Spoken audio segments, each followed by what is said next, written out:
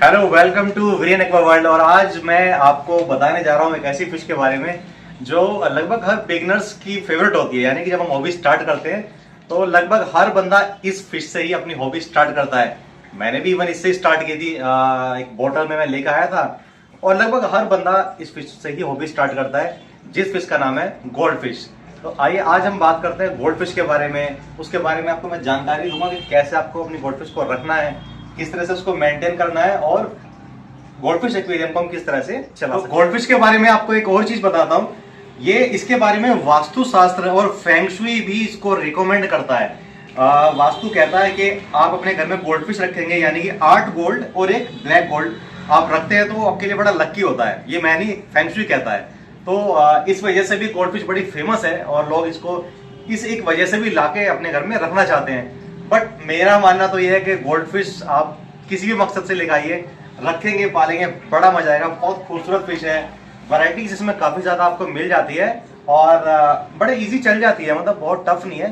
थोड़े बेसिक्स हैं, अगर आप उनको फॉलो करेंगे तो गोल्डफिश आपके साथ आराम से बड़ा लंबा पीरियड बिताएगी। क्योंकि गोल्डफिश के बारे में कहा जाता है कि अगर ये बिल्कुल ठीक ठाक चले तो अमूमन इसकी जो एज है ना 10 से लेकर 20 साल तक रहती है।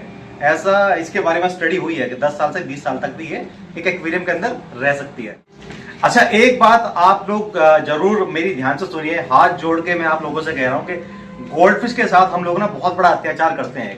वो अत्याचार क्या है कि हम लोग बाउल लेकर आते हैं खरीद के, ना बाउल होता है, या फिर हम एक स्मॉल जगह के अंदर गोल्डफिश को रख के पालना चाहते हैं। देखो ये सर मेरी नजर में तो एक बहुत बड़ा क्राइम है। इन लोगों के साथ ना ये अत्याचार है कि गोल्डफिश को भी थोड़ी जगह चाहिए होती है घूमने के लिए, फिरने के लिए, और हम करते क्या, बाउल के अंदर लाके उसमें डाल दिया। देखिए पहली बार ना तो उसके अंदर ऑक्सीजन की कोई सप्लाई होती, ना ही उसके अंदर फिल्ट्रेशन होता, ऊपर से एक गोल छोटी सी कंजेस्टेड जगह ये राउंड राउंड घूमती है, प्रॉब्लम होती है और लास्ट में ये डाई कर जाती है। तो मेरी रिक्वेस्ट है आप लोग बाउल में गोल्डफिश को रखने से बचें। कोशिश कीजिए छोटा सा एक्वेरियम लीजिए, 1 फीट 1.5 फीट या 2 फीट कम से कम एक्वेरियम आप अपनी गोल्डफिश के लिए लीजिए और उसमें इनको आप रखिए, ताकि ये भी अच्छे से खुश रह के आपके साथ लंबा टाइम बिताएं और आपको भी एक फील आए, एक अच्छी वाइब्रेशन इनसे आपको मिले। तो ये मेरी रिक्वेस्ट है कि प्लीज बॉल के अंदर गोल्डफिश को ना रखें। अच्छा, बात करते हैं अब इनके टैंक मेट्स के बारे में। देखिए गोल्डफिश है ना, बड़ी सॉफ्ट फिश है, एक किसी के साथ में कोई अटैक करती नहीं है, बड़ी शरीफ मछली होती है।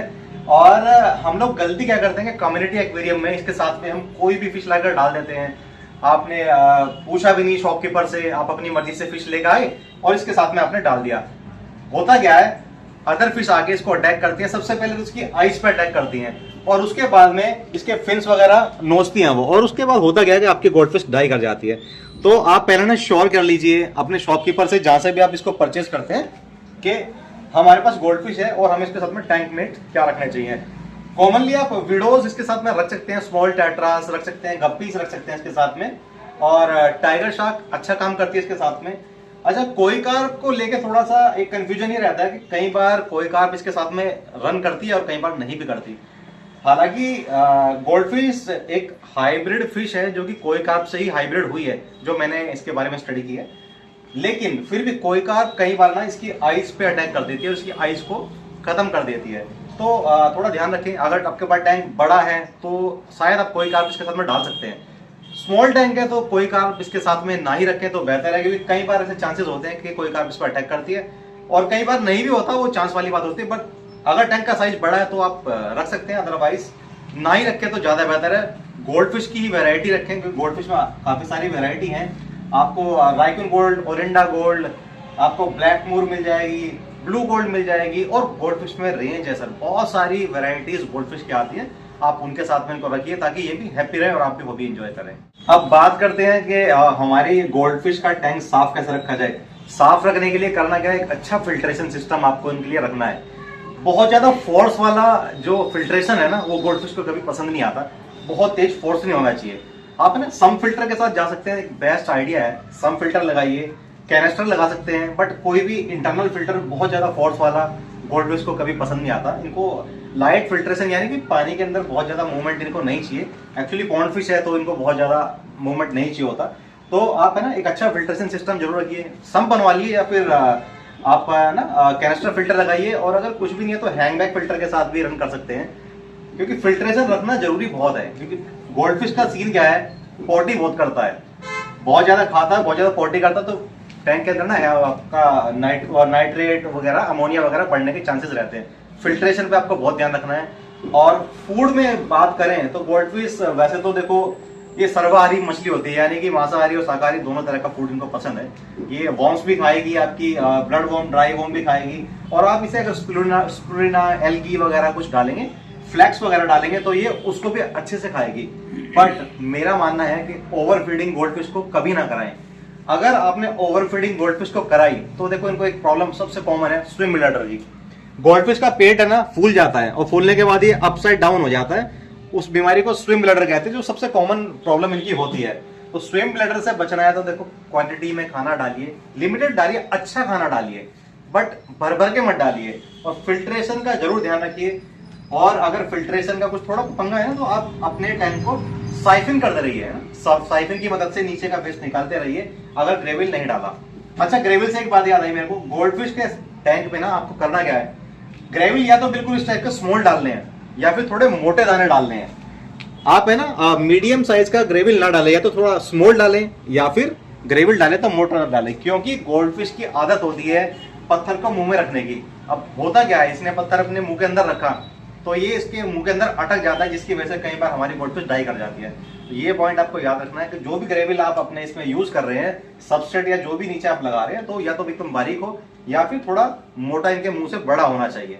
ये पॉइंट आपको याद रखना जरूरी है, नहीं तो आपकी गोल्ड फिश इस वजह से भी डाई करेगी। बात आती है कि सर्दियों में कैसे मेंटेन करें गोल्ड फिश को। होता क्या है, गोल्ड फिश ना हमारी कोल्ड वाटर फिश है एक्चुअली। इनको कोल्ड वाटर फिश कहा जाता है। बहुत ज्यादा हाई टेम्परेचर में सर्वाइव नहीं करती, इनको प्रॉब्लम्स होती हैं। तो आप कोशिश कीजिए कि 26 से 28 के बीच में ही इनका टेम्परेचर मेंटेन कीजिए, क्योंकि ज्यादा गर्म पानी से इनका प्रॉब्लम होती है।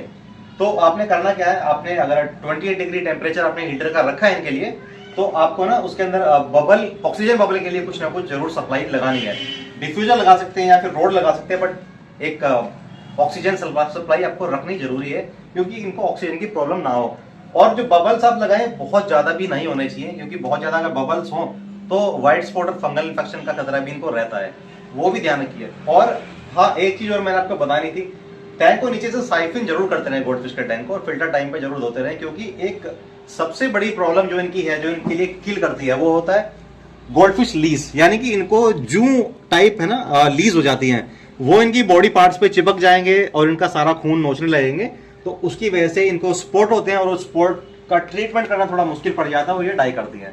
एक चीज और आपको मैं बताऊंगा, अपने गोल्ड फिश टैंक में आप ना रॉक सोल्ट यूज कीजिए। रॉक सोल्ट अपना साबुत नमक आता है ना, जो नॉन केमिकल होता है, वो आपको कहीं भी आसपास मार्केट में ढूंढेगा तो मिल जाएगा।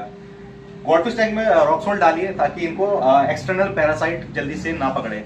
और एप्सम सोल्ट भी आपको यूज करना है गोल्ड फिश टैंक में। एप्सम सोल्ट से होता क्या है कि इनको ब्लोटिंग की प्रॉब्लम नहीं होती। वीकेंड पे एक बार एप्सम सोल्ट की थोड़ी सी डोज आपको देनी है, ताकि ये इनकी बॉडी के अंदर जाए और इनका पेट का सिस्टम अच्छे से चलता रहे। तो ये चीज आपको जरूर याद रखनी है कि ये रॉक सोल्ट और एप्सम सोल्ट भी गोल्ड फिश टैंक में आप यूज कर सकते हैं। अच्छा रिजल्ट आता है। जहां तक मैंने स्टडी की है, मेरा एक्सपीरियंस है, तो उसमें मैंने ये यूज किया और अपना एक्सपीरियंस में आपको शेयर कर रहा हूँ। मैं अपने बेसिस पे ये बात आपको बता रहा हूँ जो मैंने यूज किया।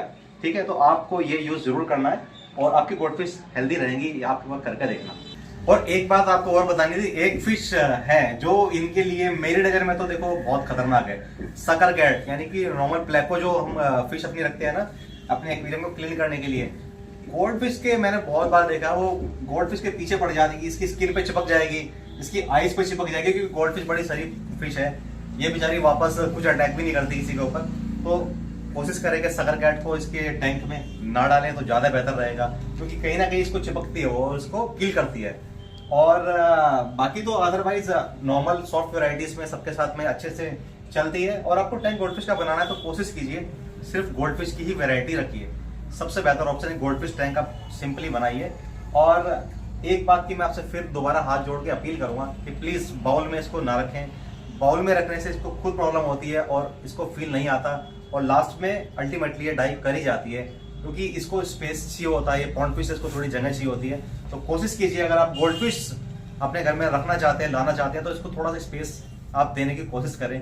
कम से कम 1.5 से 2 फीट का इसका घर बनाएं और इसको एंजॉय करने का मौका दें। ये अपने मालिक को अच्छे से पहचानती है, उससे कनेक्ट होती है। देखना फिर आपसे कैसे कनेक्ट होगी, और आप इसको खाना डालेंगे, ये आपसे बातें करेगी अपनी लैंग्वेज में। वो लैंग्वेज साइलेंट लैंग्वेज होती है, यानी इमोशंस की लैंग्वेज होती है, और गोल्डफिश उसको करने में बहुत माहिर है। तो आज के टॉपिक में यही था। जुड़े रहिए वीरेन एक्वा वर्ल्ड के साथ। जय हिंद, जय भारत।